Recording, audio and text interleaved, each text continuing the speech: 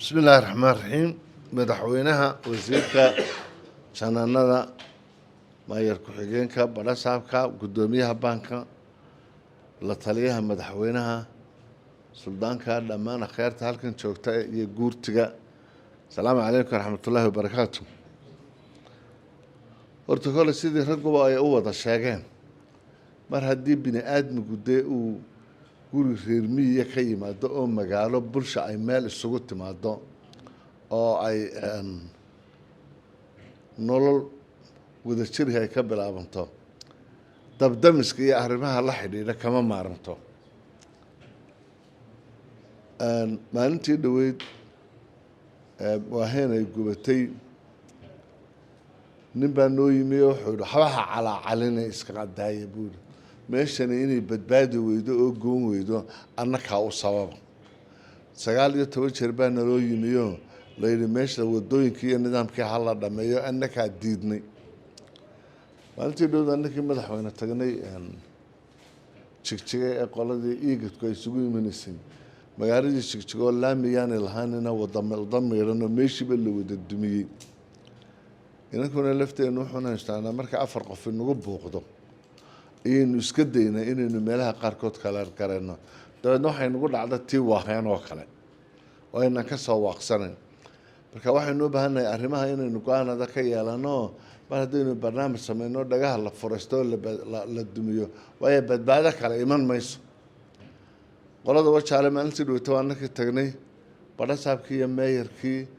iyo mas-uuliyiintii kala joogta way yimaadeen waanu is aragnay arrintan waan ka shirnay aniguna waan ku amray barasaabka iyo meeyarku qoladii dhaqaalihiina gudoomiye ku-xigeenka baanu uga yeedhnay qoladii tijaarta ahayd bixiyaanu ku niri meeyarkana shiru qabaanu ku niri barasaabkuna ha joogo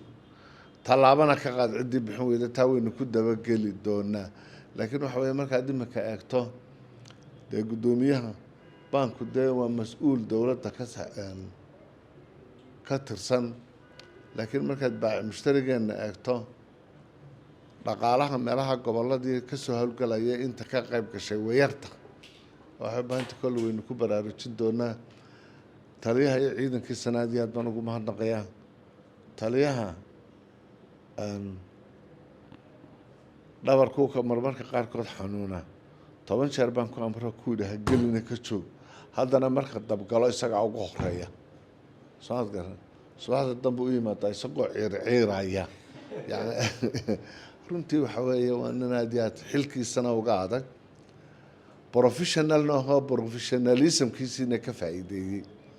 ciidankuna siduu ku dhismay waa sidaas aad iyo aad bay u wanaagsan yihiin anigu waan xukumaa laakiin waxa weeye waa ciidan aad iyo aad u diyaarsan hadda waxa mushkilada nimankana jaamacadaha ka wada baxeen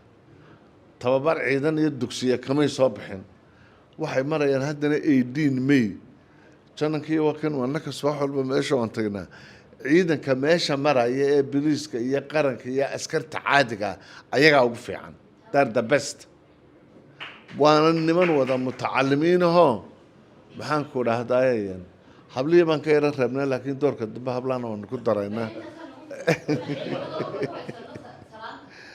marka runtii ciidankani wanaagsan inaynu wada korinana way u baahan tahay